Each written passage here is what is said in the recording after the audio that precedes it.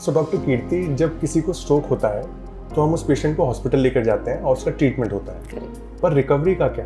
As in recovery की कोई time limit होती है या फिर धीरे धीरे करके सब कुछ ठीक हो जाता है? ये एक बहुत ही इम्पोर्टेंट सवाल है हर्षित, एंड इसके बारे में बहुत ही कम लोग जानते हैं। स्ट्रोक रिकवरी का एक गोल्डन पीरियड होता है। आप ये कह सकते हैं कि 3 से 6 महीने और 90 to 180 डेज। इस दौरान अगर एक स्ट्रक्चर रिहैबिलिटेशन प्रोग्राम में एनरोल किया जाता है तो रिकवरी के बेस्ट चांसेस होते हैं। गोल्डन पीरियड, ये क्या होता है?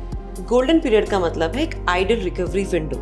ये एक ऐसा टाइम पीरियड है जिसमें थेरेपीज को brain and body maximum absorb करते हैं। जनरली फैमिलीज पेशेंट को डिस्चार्ज कराकर घर पर फिजियोथेरेपी करवाते हैं, which is not the right approach for recovery.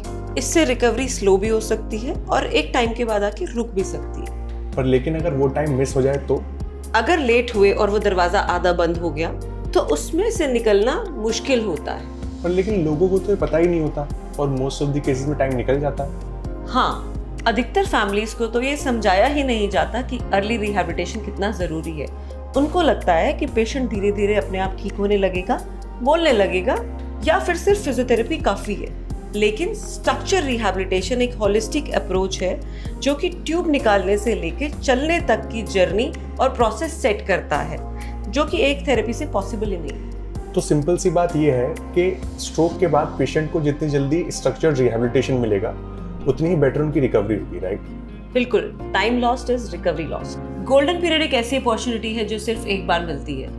अगर आपको स्ट्रोक हुआ है तो टाइम वेस्ट ना करें, जल्दी से जल्दी एक स्ट्रक्चर रिहैबिलिटेशन सेंटर में एनरोल करिए and get the fastest recovery.